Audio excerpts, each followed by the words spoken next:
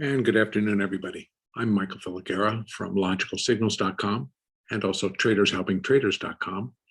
And this is the Elliott wave update for the NASDAQ 100 for Thursday, May 20th, 2021.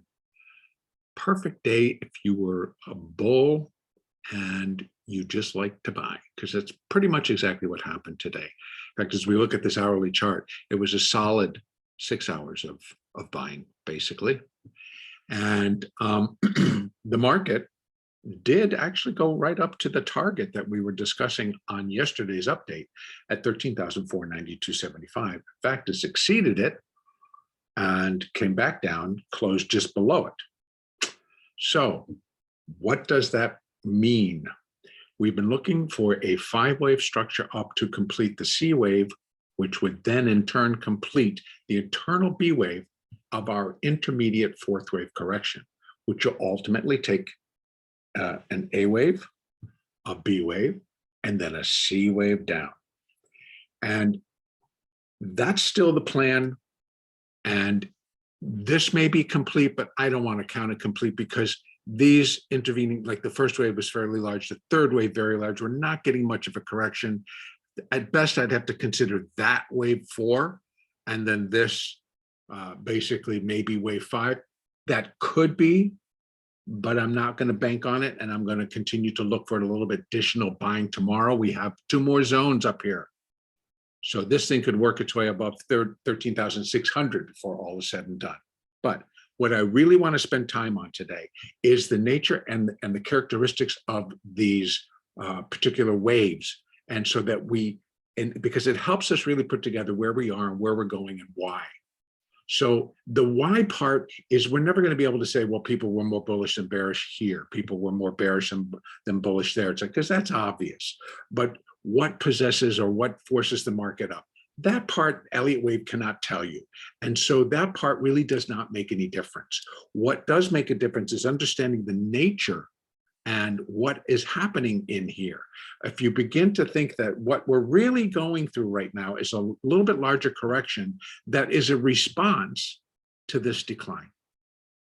So if we look at it in that way, we have a decline. This is the response to the decline of traders thinking that's enough, other traders saying, no, it's not, then the other traders saying, yes, it is.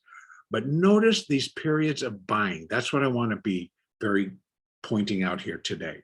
They become insistent that the lows are in and we're heading back and we're going to new highs. And at the time, you had to include that as a possibility.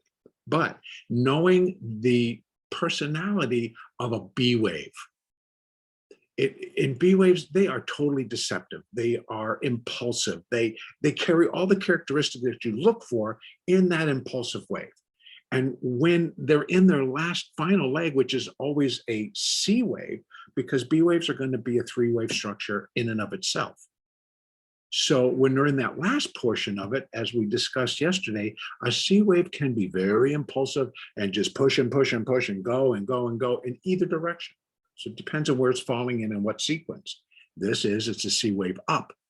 So that's wave 1. This is wave 2. It fits. It had in a triangle, which is another pattern that I would love to go over, but that would be under an Elliott study. But this is good stuff because this all fit. 1, that was 2. This is 3. So I would expect more of a reaction to the downside of, this magnitude, maybe.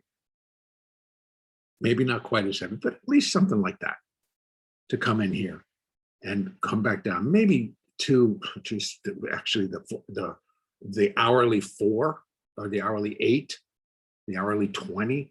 I mean, these are reasonable expectations for a correction after that strong of a rally, but it's not even getting down to the minimums here. So that's why I feel maybe this is just completing. Then we're going to pull back and then probably go up one more time to complete this portion, put in a C and a B, and then watch this thing turn and tumble. That may happen tomorrow. I'm not betting on it, but because it probably is going to take until Monday or early next week. But now, see how this all was resembling that B wave, larger B wave, but B wave nonetheless. So what Yeah, what this portends is that we're going to follow in the same type of a pattern. And this was a response to this. This is a response to that. And if you remember, as we were going down, this all fit because we had third wave-ish type stuff. And actually could have been a third three of C going down, but it stopped because it was a C wave within B. But nonetheless, it carried the same type of characteristics. And so it leads you to have open possibilities on either side. You're covered if it's going to go down, you're covered if it's going to go up, and that's what it did. So we knew that now we still had this C wave to complete. We talked about it. We continued to tell us to let the market tell you what's going to happen, and then but you're prepared and you know what type of structure it should be. If it's going to be 5 waves, well, I need to see the 5 waves, and I need to see the clear corrections. Particularly on an hourly chart, that's what you're counting off of. You need to see that wave 4 really form and come in here.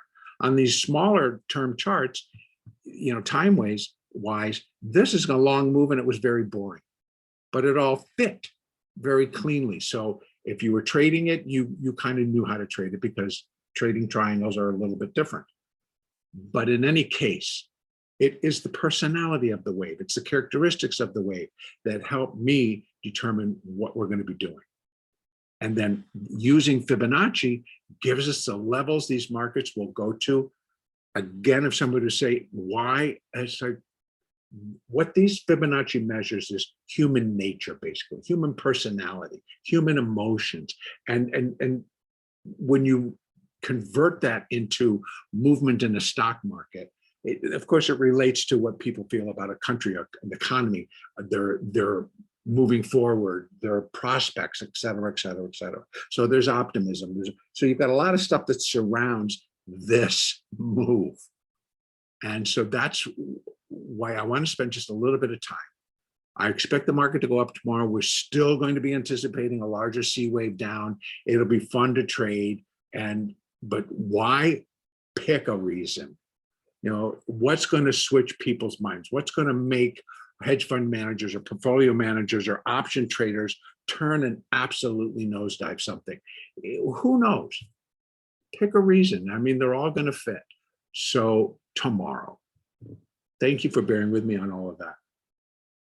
Tomorrow, look for a little bit of upside. We do have resistance there, and we have resistance here. What comes in between, you're going to have to draw it against some different levels. But I could do another one from here to here. I could do, actually, yeah, I can put another one from there, actually from here to get the 5th wave up, but we don't have that point. So you can do one from here up to here, down to here, which would give you where this wave 3 might end. So that gives you a little bit more to the upside in terms of closer to where we are. Resistance levels, and that you would do intraday anyway, not necessarily on this. But we are looking for it once it's finished to start to tumble down, and then we'll be running new Fibonacci's to give you depth of where we expect this. But ultimately, those numbers I believe are still going to be able to come back out at 12,700 and below. So we've got a lot of downside to cover once it begins. That's it for today, folks. The next update will be Sunday.